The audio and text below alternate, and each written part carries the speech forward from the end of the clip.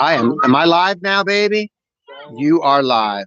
Yeah, friends. Mr. Ma here. We are live stream. This is a little bit sloppy. I apologize.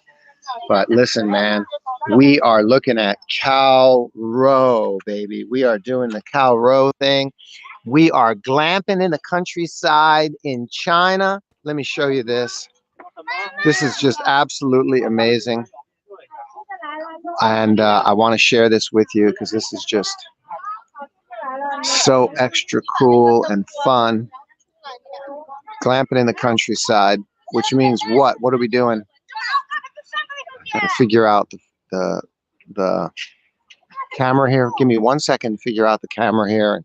I'll get settled down. We are at there we are. We're at campsite number 5. Showing backwards.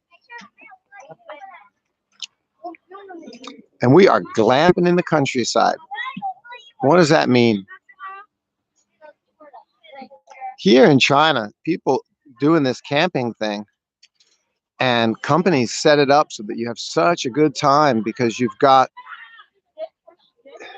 they set it up like your campsite is like glamping, glamorous, right? That's what they're trying to say. And it's so cool. And you've even got a tent that is like with a beautiful bed in it and a very basic but beautiful soft bed, nice, like a little hotel room, a little bungalow, thick cotton canvas tent. Wow, it's just great. So we're like 3 families that came up here this weekend to go glamping. Very popular, especially here in the Northeast in Shenyang, where we are. My wife's hometown, as many of you know, and just having a great time. Having a great time. How am I going to show you guys? I want to just try and take it around. And how far can I take it? All the way around here to the front? Yeah, there we go. There's the big bungalow and building in the front. And we're just relaxing on the weekend. And it's a good time for me to share with you because many of you are wondering what the heck is going on in China these days. And of course, you have nothing but incorrect information about what you think is going on in China these days. You have nothing but incorrect information, so please ignore all that. And what I want to tell you is happening is, number one, the kids, it's September, and September is, please join me, because September is awesome in China. It's Mr. Ma's Celebrate China Month. So many wonderful things, like where we are tonight, out in the China countryside, out in the farmlands, and these folks put together this wonderful camping space for us to do some glamping and these luxury tents. Just awesome experience. So I'm so happy to tell you that September is Mr. Ma's Celebrate China Month, all month long, discovering and sharing with you the best of China. And I know some of you may disagree, but the best of China is the Chinese government also keeping everybody safe. And wow, that's just so controversial and so annoying. But you got to understand that in the West, when it comes to COVID-19 and the pandemic, you guys in the West, in the United States, Canada, Japan, the UK, etc., Israel, you guys have something that we don't have. And do you know what that something is? Dead people. Lots and lots and lots of dead people.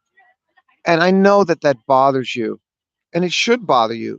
So you have to understand that it's a matter of priorities. Here in China, the government has chosen a zero COVID tolerance policy, which means that we have to tolerate what might be a local lockdown, isolated lockdowns. And if those spin out of control, that can be very bad for the local people, as happened unfortunately in Shanghai a few weeks ago. But normally, local lockdowns means you're going to lock down for a couple of weeks. You're going to be very cautious, and that keeps the rest of the country safe. So, do you want to live in a country where it's the possibility of local lockdowns while the rest of the country is safe? Or do you want to live with nationwide death where COVID is everywhere all the time, which is what you have in the United States, Canada, Japan, the UK, and, countless other countries. And what that means is, for example, currently in the United States, another wave, another surge of COVID deaths, 500 deaths per day. Now, if there's 500 deaths per day, that means that there's 1,500 or maybe even 5,000 people who are in hospitals. So you have severe hospitalizations. If you go ahead and Google it, hospitals all over the United States, not all of them, hospitals in Japan, the ambulance system in Japan. What's the problem? They're overwhelmed. Okay? They're overwhelmed with so many severe COVID patients and long COVID patients and death. And here we are in China enjoying glamping. We're not overwhelmed with death. You're overwhelmed with death. And again, how much death are we talking about? 500 people a day. Oh, it's such a small number. It's such a small number. No, folks, it's not a small number. You need to understand that even now, where we are with several different variants of COVID, right? We're at BA2, 2.5, BA3, BA5, whatever the hell it is, it doesn't matter. Back from the original Delta, then it was the original, and then there was Delta, and now we're at BA, whatever. Doesn't matter, folks. Right now, COVID is 10 times worse than the average annual flu. You didn't have 500 deaths per day before the COVID-19 pandemic came along, did you? Ask any doctor. Ask Dr. Fauci.